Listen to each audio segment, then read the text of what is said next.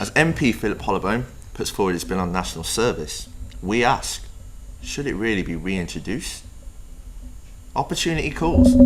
Just how valuable are career fairs in helping young people?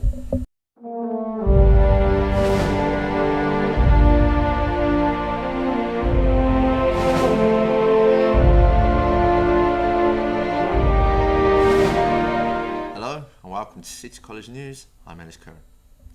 Could national service be reintroduced for the United Kingdom? Compulsory call-up has been stopped in this country since 1960, but under new proposals from MP Philip Hollowbone, it could soon be brought back. Under the new proposals, all 18 to 26-year-olds will have to partake in work in the community or work linked to the NHS, which Hollowbone says will give a sense of self-respect, personal reliance, discipline and behaviour.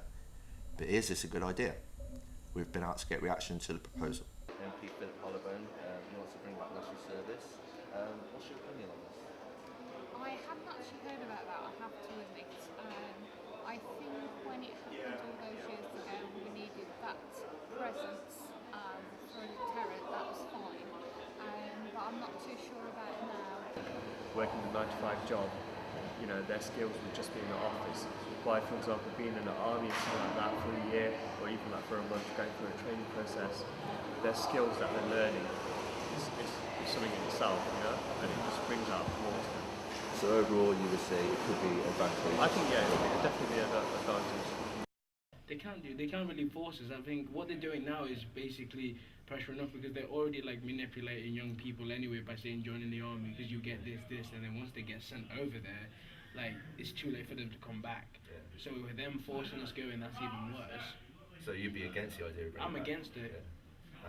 I'm for the idea. I kind of like it because I mean, you think back to sort of World War II and that. The Jolly did in World War II, didn't they? National service. I think at the end of the day, I think it kind of worked because I just think it's a great idea that people should have to do their bit for their country. A war of some sort, or they need more like soldiers, I guess. I'd be chosen due to my age, and I've got no disability, I guess. And would you like it to come back there? Would you want to be chosen? No. It would be something that you would enjoy doing. And if they did like have to, I would go no questions asked due to the fact it's the country. It's if everyone's got to do it, everyone's got to do it. But by choice now, I wouldn't choose. The only issue which I think is like because the army is not like all fun and games as it seems, isn't it? So if they're like forced to join and like they're not like the type of person to go into the army, they can't really be like forced to go. With the European elections looming, our political correspondent Brandon Garrigan has been out to find out what young people really think about this. Yes, I'm here today at City College Coventry, full of young, inspiring individuals, and to find out what their thoughts are on the European elections. I've been around the college and talked to a mix of different students. So first off, how old are you? 17. I am 18 years old. I'm 19. I'm 19 as well. Are you aware of the European elections? Yeah. Yes, I do. I am aware. Yeah. Yeah, we've got to go and vote today. Do you vote? No. No. Well, yeah, First today. time. Yeah, first time voting today. Well, if you're old enough, would you vote? Probably not. Why don't you vote? Because I think our economy is okay as it is at the moment. Because I don't know. I don't really know much about it. I guess I don't really care. How important would you say voting is? Quite important. To an extent it's important, but then at the same time, why does it matter? But like, I understand why it matters, but like, It affects us as a... but it's like then, if you vote and then that party doesn't get chosen, then it's just like, yeah, why did I vote? It's important because you don't want someone like ridiculous ruling the country, and you just want the world to, well, England to be a better place. Well, people got their own opinions and stuff and trying to do their best for their country, so yeah, voting is quite important. Yeah. I have to say I respect it, but personally I just wouldn't. I don't want to get involved. What do you look for in a political party? as a party, like support others and try to do their best for others. Yeah. Someone who closes all the doors to like people from outside of England, so like people from Romania, like all that stuff, because open it up to them only if they have qualifications and they can, not live off benefits and stuff. Helping the little guy out,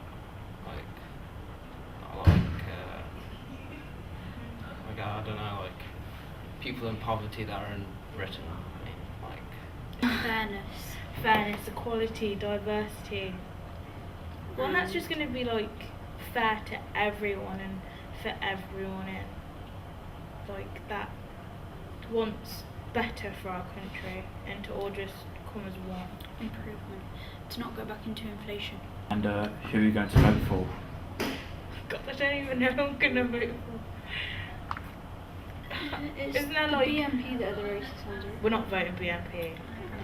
Probably isn't there like Liberal Democrats? I like the Liberal Democrats. I think I'm gonna just go Liberal. Or there's the Labour Party, I think. Yeah. I think. We learnt either one in history. Whatever one really. Probably Liberal. Liberal. Now, career fairs have arrived at City College Coventry and bring with them the chance for young people to meet with prospective job seekers and find out information about them. We visited to hear the views about this practice. So we're here at the Careers Fair and we're here to find out a bit about the British Red Cross. So could you firstly explain a bit about the company you represent? As you mentioned, it's the British Red Cross. We are a national organisation. We're a worldwide organisation as well. And our particular area here is Staffordshire, Warwickshire and West Midlands. But as I say, we are national. It's part of what I do, because what we actually need are volunteers to provide our service. We are a charity organisation, we deal with emergency response, so we're ever on the lookout for new volunteers to actually come in and join us and help with our work. So you mentioned it's a charity, so could you say your aims are to recruit people to get them involved in the British Red Cross? Oh indeed, we have a little booklet here, we have lots and lots of services within the Red Cross that we're always looking for volunteers for. So obviously coming to this kind of event is how we go about that. So what sort of benefits could people achieve by joining in the Red Cross? A lot of it is a feel-good factor as well. If you've got enough time to commit to a service and you know that you're doing good for the community as a whole, we don't just ask you to give, we give to you as well. In that, for the service you're going to provide, you will receive training. So for the event first aid service that I deal with generally, we train you in first aid and all manner of other things as well, which obviously comes in handy when you're at home. You can use it with your own family, so it's a good skill to have. On to the sports news now, and after a highly entertaining Premier League season which resulted in Manchester City claiming the title, having just finished, we take a look back at the highlights and drama that took place over the course of the season. Our Chief Sports Editor, Kieran Doherty, reports. Thank you, Alison. Indeed, what an exhilarating Premier League season that was played out. From manager sackings and exciting transfers to outstanding players and, as usual, goals. I'm sitting here with Callum Carroll, and we're going to run through some of the highs and lows of the Premier League season. So, Callum, what Premier League team do you support? I'm a Chelsea supporter through and through since I was young. Did you enjoy the recent Premier League season? Yeah, I think it was a good season for them. Although they didn't win, it was still quite successful. It was good to see Jose Mourinho back, wasn't it? Yeah, it wasn't quite as good as 2 years ago, but it's good enough. And who do you think your star player was for this season? It's got to be Hazard. Oh, he did pop up with a few goals. Mm. Why was he your star player? Just because he was on form every single game that he played, and he was one of the best players in the whole Prem this year. And who do you think star signing of the season was?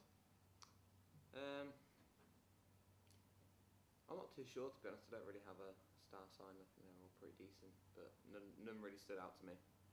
Right, do you think that the final league table was a fair reflection on the way the season panned out? Yeah, I think it was planned out pretty well. Except for Liverpool not winning, that was a bit of a shame. They should have won, really, but it was up to them to win, and they didn't cut the grade. They slipped at the last hurdle, didn't they? So it's their own fault. If you had the power, who would you have crowned player of the season? Probably Lampard, just from his amazing record. Now he's kind of and his contribution to He's the game. disappearing, yeah, he's disappearing out of the game now. So, you know, he's had a really good run, and I think he should be crowned player of the year. And what are your predictions for next season? I think it'll be pretty similar to this season. I don't think Liverpool will be in the run-ins again next year, though. I think they've missed out on their only chance. Chelsea could win it, and both Manchester teams will be fighting for the top again. Oh, thank you for coming on the show. No problem. And back to you in the studio. With the World Cup in Brazil this summer getting ever closer, and with England about to participate in their 14th World Cup tournament, World Cup fever is growing stronger. But is a sense of belief from the England supporters also growing too? To find out, we went to hear the opinions of what the fans think England can achieve this summer. So I'm here to find out a bit about what England fans think about England's chances in this year's World Cup.